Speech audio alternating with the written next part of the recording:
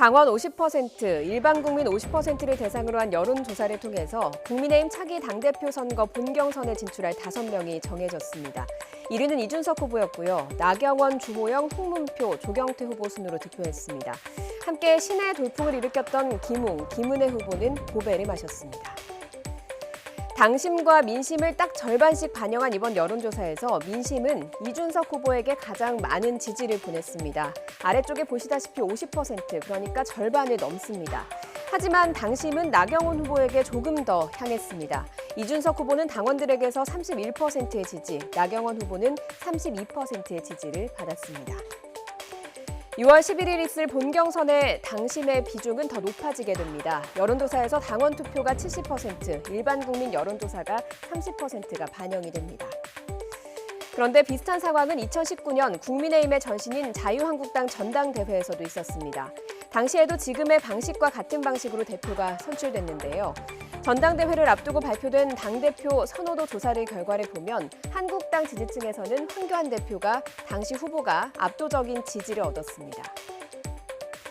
하지만 전 국민을 대상으로 한 선호도 조사에서는 오세훈 후보가 앞섰습니다. 1위였는데요. 당심과 민심이 현격하게 엇갈린 결과를 볼 수가 있었습니다.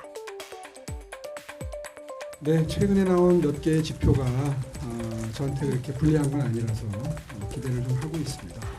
좀 아쉬운 것은 사실 이런 변화된 양상이 당심까지 영향을 미치기에는 약간의 시간이 좀 소요되는데 그런 시간을 확보하지 못하고 바로 모바일 투표에 들어갔기 때문에 그 점이 조금 좀 아쉽긴 합니다. 실제로 전당대회에서 오세훈 후보는 일반 시민 여론조사에서 50.7%의 지지를 얻으면서 37.7%를 기록한 황교안 후보와 차이를 더 벌렸습니다. 하지만 당원들의 지지는 정반대였습니다. 황교안 55.3%, 오세훈 22%, 결국 70%가 반영되는 당원의 지지를 더 얻은 황교안 후보가 당대표로 선출됐습니다.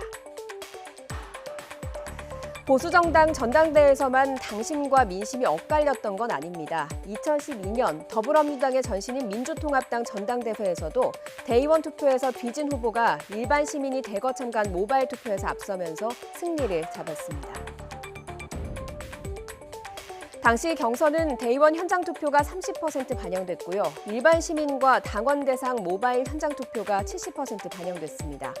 대의원, 당원 투표에서 김한길 후보가 앞섰지만 일반 시민 선거인단에서 이해찬 후보가 앞서면서 이해찬 후보가 0.5%포인트 차로 당선됐습니다.